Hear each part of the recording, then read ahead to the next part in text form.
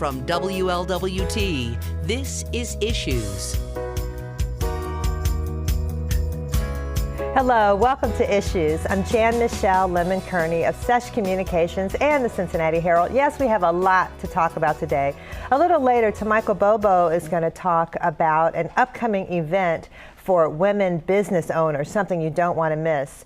We're also going to talk about pain management. There are some things you can do besides drugs, and so we have some really exciting news there. First, we're going to talk about kind of a scary topic, but there is hope, and this is about aneurysms. So I'd like to welcome Dr., and let me make sure I get the name right, Norberto Andaluz, a neurosurgeon at Mayfield. So welcome, so glad to have you here. Thank you. And Emily Liu, and Dr. Andaluz is taking care of your husband who suffered from an aneurysm. That's right. And let me just throw these stats out that you all gave me, because this was kind of disconcerting. So 1 in 50 people in the U.S. have unruptured brain aneurysms, and we probably don't even know we have them.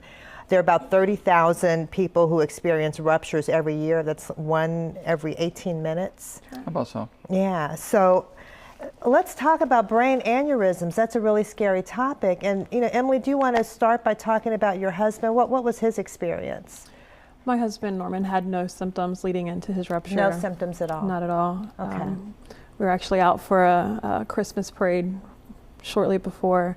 When we got home and put our children to bed, and he started just rubbing his palms of his hands across his forehead. He was concerned. He looked really terrified, and he said, "I feel like my head's going to explode." He had the rupture, and eventually we made our way down to UC, and And Dr. Andaluz took over. He did. And I hear your husband is recovering. He's recovering. He experienced some setbacks, but he's still recovering. It's a long process. Good. That's wonderful. Though wonderful, he's doing better. Yeah. Well, what about that? Is that common then? There are no symptoms? Well, Emily just described this. The typical description of a ruptured aneurysm is described as the worst headache of your life. People have headaches, but this is really the worst headache that you can ever experience. So many people do actually go on to die after rupture of an aneurysm. 40% of people who rupture an aneurysm die on the spot. Wow. And out of the 60% who survive, I think you can divide it in thirds. I would say 1/3 will go on to die out of the rupture from complications of events that occur after the rupture. Another third are disabled in some way or fashion, and only 1/3 of that 60% that survives. So we're talking about 20% of people will have a functional outcome. Well, no. So it's a devastating condition. Yeah, it's horrible. What's the cause of aneurysms?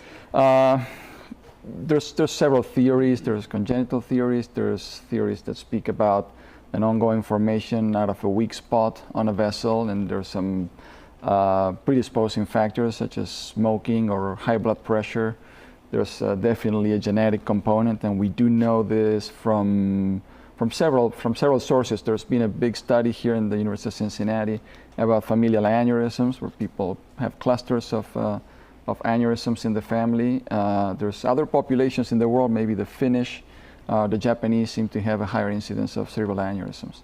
And so I'm thinking about your husband because you have children. So have you thought about, and I know Dr. Andaluz has some ideas about this, ways to prevent or ways to predict?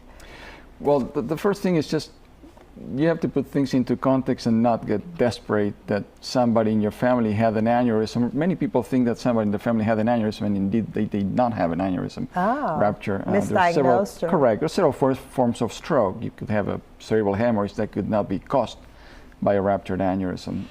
Nevertheless, the way to screen people, there's certain criteria, guiding criteria. If you have 2 or more first-degree family members that have had a known aneurysm, whether rupture or not, you should be screened. Okay. And that way you'll know in advance whether Right, so your, is there anything your chances to do of finding an aneurysm are higher on those people. Okay, so if you find that you have one, an unruptured aneurysm, is there something to do to prevent it from rupturing? Or? Well, yes, there are treatments for aneurysms that are ruptured, similar treatments of the rupture, and definitely the setting is a little bit different because you're preventing the effects of a rupture. Okay. So there are certain factors that we look into in terms of the size, the location. We do have statistics that help us have a fairly good educated guess what are the chances of a rupture. Okay. And I know that Emily is organizing or helping to organize a walk to bring awareness. Tell us about that.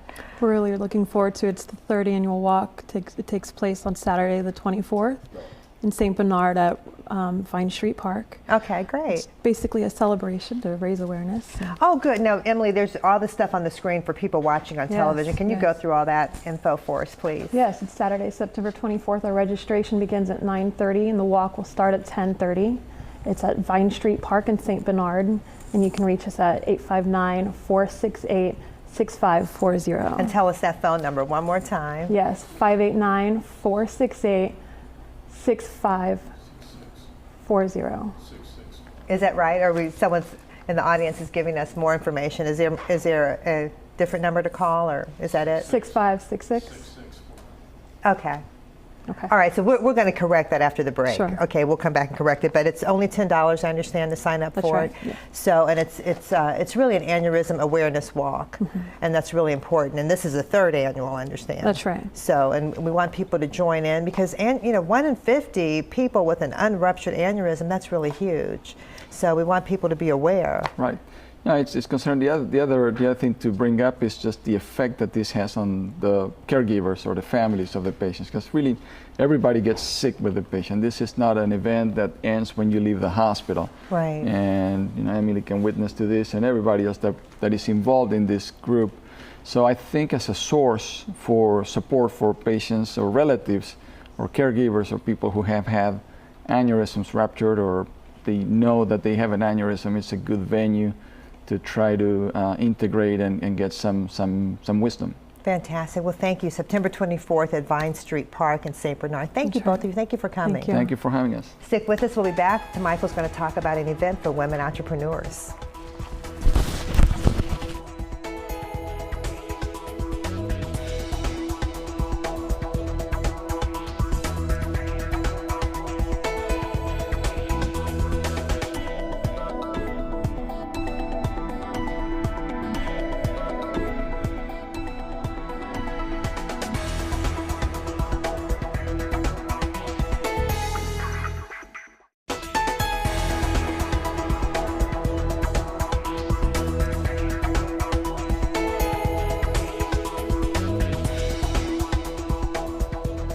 Welcome back. I'm Michael Bobo. I'm here with Dr. Lisa Ann Newton, a social data scientist, and Verneida Britton, a member of the Sister Collection. So, Dr. Newton, tell us a little bit about your background in your research and how you got to do this research about the post-traumatic slave syndrome. I recently completed my PhD with the Union Institute and University here in Cincinnati, and I studied social science regarding the issues that African American women face as entrepreneurs or their success as entrepreneurs. Okay. And how did this begin into what the conference is going to be, which is moving forward to greatness by looking back? How does that tie in together? This is the 5th annual Sister Collection, and we are gathering to encourage women to find themselves and to remove any residual behaviors that they may have that would affect them from becoming entrepreneurs or increase their success as an entrepreneur. So in your research, what was some of the main key points you found that were holding women back from? There are a lot of barriers that African American women face, but we found that when you minimize the effect of authenticity that self-awareness can bring, then you become who you are removed from the behaviors that are negatively impacting you, that keep you from handling all the other behaviors or barriers that you face. So becoming self-aware and just being aware of the residual behaviors and the intergenerational patterns of behaviors, allow you to become more successful, removing the other barriers. Okay, and which barriers were some of the most difficult ones that women face? Is it something in their past? It would be economic barriers, how to handle money, how to react to certain behaviors when they are negatively impacting you, how you can just move forward without being hindered or thinking that you have to act this way or that way. It allows you to understand what you need to do in order to be successful and it becomes second nature, and you become comfortable in who you are and how you're doing what you're doing. Okay, and so this is the 5th annual Sister Collection Conference, Moving Forward to Greatness by Looking Back. How do you all begin the Sister Collection and the conferences? Well, I can kind of help on answering that question. About in 2011, our president, Cynthia Smith, was part of reading some concerns about our adolescent African American young girls from a study from the state mental health survey back during that period of time, and she was so concerned. She decided that we needed to do something here in Cincinnati also. So she came up with Real Women of Cincinnati. But REAL really stands for reaching, elevating, advocating, and loving, and how to love all of our African American sisters and others. Wow. And so our first event was the Sister Collection at CAA. But now we're in our 5th year, and so we've done many other things in between there. But now we're having our 2nd annual Sister Collection. Great. Do you have anything that you are going to do specifically in this conference? Well, this one here is going to be a little more unique because we have our member who is now Dr. Lisa Newton, who is going to speak, and also talk about our youth at Winton Hills Academy. We have a Sister Nia group there, and we've been with them also since about 2012. And in 2014, we did a theme around being an entrepreneur. And so we became part of her dissertation. And so that kind of put all of that together in order to be able to share. Okay, so what are some of the topics that you're going to hit on? I know that some of the objectives I've seen is historical perspective on barriers, gain effective tools and strategies for understanding yourself in business, and exposure. So what is the day going to look like? First of all, we will start out with entertainment. We're going to have some instrumental music, drumming, dancers, some spoken word, just some recitals of songs that you will be very familiar with, and that will lead into the presentation. I will discuss some of the issues that I found in my dialogue circle of the 11 women entrepreneurs, and then we're going to end up with a discussion so that people can talk and share their comments and feelings about what they feel that they need, where they are in their lives, and encourage them on an individual and collective level to move together so that we can increase the economic funds, opportunities in Cincinnati, Ohio. Okay, and so the event information, give us a little bit about when the event will happen. It's on the screen here. Mm-hmm. Friday, September 23rd, from 5:30 p.m. to 9 p.m. at the Community Action Agency, which is located at 1740 Langdon Farm Road. Okay, and this is the Sister Collection. Is there a way to get in touch with you if people have more information, a phone number or anything? You can contact Cynthia Smith. Her phone number is 513-310-2443. Now Give us that number one more time. Okay, 513-310-2443. This is a free event. And we will have, refreshments. We're hoping to have different ones to be there to exhibit some of their their booths. Yes, several so entrepreneur if anyone ventures. is interested, just contact that number, and we will be more than happy to have you. Thank you so much for being with us today. We would definitely give more information on our website, WLWT.com. So we thank you so much, and we'll be right back. Thank you. Thank you. Thank you.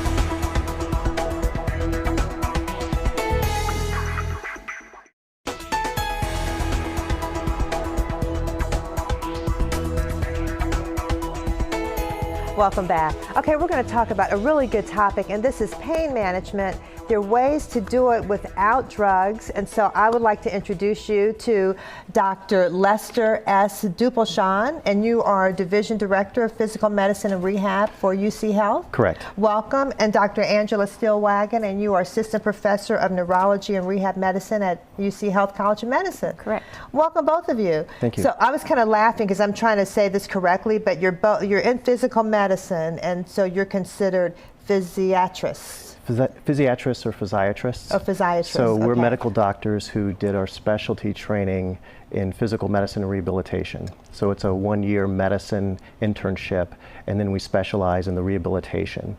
And so the goal is to increase patients' mobility and function. Wonderful. How did you get interested in that field? Well, I got interested in my last year of medical school.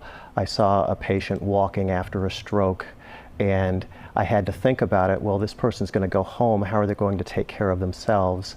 And what I learned was that they had to work with therapists and physicians to reach their highest potential.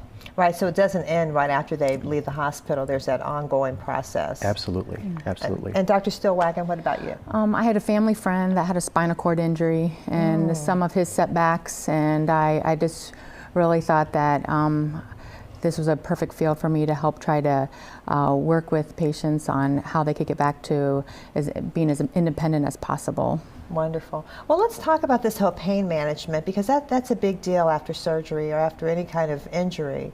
And, you know, the first thing we think about, of course, is medication, like medicate. But it sounds like there's some other options. Yeah, absolutely.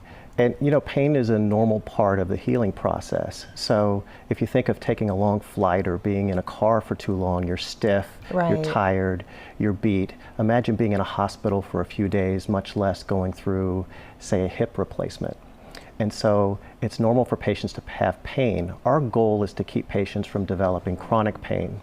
So what we've learned is early movement, early mobility is very important. So our job is to take patients from that early part of the acute care continuum throughout the whole post-acute care rehabilitation and try to minimize pain.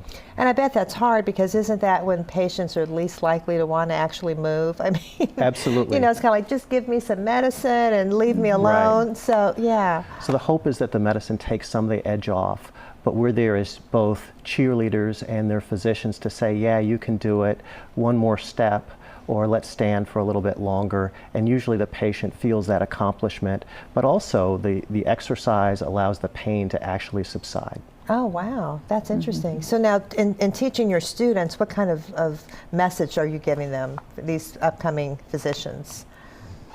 We want to inform them that, you know, we have a really close relationship with a physical occupational therapist. We want to, you know, like Dr. Duplechan said, sometimes medicine has a part in the recovery process, but just not long term. We want to focus on trying to get them moving, staying active, because that's going to really make a huge difference in the long term. And do you deal with other kinds of pain management too, not just after surgery, but generally with, you know, with other issues? Absolutely. Okay. So there are patients who've had a stroke where they have some pain. There are patients who've had a spinal cord injury. There are patients who've had sports injuries. So there's a lot of different types of pain. Some of it is mechanical, some of it is neurological. But the goal typically is to find the cause, but also to get the patient moving normally. Normal movement, normal posture are the things that usually help people get back to where they belong. And how do you convince someone, though, that movement is good when folks are in pain? I would think that would be so difficult. It is, but at the same time, the patient has to have confidence in you and know that you're going to be there. Mm-hmm. So that's part of the art of medicine. Dr. Stillwagon is my former resident, so okay. I'm a little older, but Dr. Stillwagon has that love of people. She has that commitment to people. And when people feel that they have confidence in you as a physician, they're more than likely to listen and to try. So is there a lesson there in everyday life for folks? I mean, in terms of, physical medicine and the whole prevention of injuries? Absolutely. I think that we all have to stay fit. We all have to do our best. They used to say, 40 is the new 30 and things like that. But the reality is that we have to keep ourselves fit so that we can do the things that we want to do without the little pains and issues that we have. But we've also found that whether it's blood pressure, whether it's blood sugar, good exercise and regular exercise is good for us. That's great. So in terms of pain management again, is there a point where the patient would say, I don't want to do the medication, I just want to exercise, or do you balance it? Well, we definitely try to give a balance there. Like you say, initially, maybe to get through some therapies and stuff, there might be medicine, but we are definitely try to wean that medicine as soon as possible. Because like I say, I think when you get there moving, your body can take over and help with the healing process. Okay, when I want to give people the number for UC Health College of Medicine, 513-475-8000. Correct. Is that right? Okay, correct. 513-475-8000. There it is right there on the screen, 513-475-8000. I want to thank Drs. Duplechan and Stillwagon. Thank you so much for coming. It's really good information. So Great. Stick with us. We'll be back in just a moment with some events. Thank you.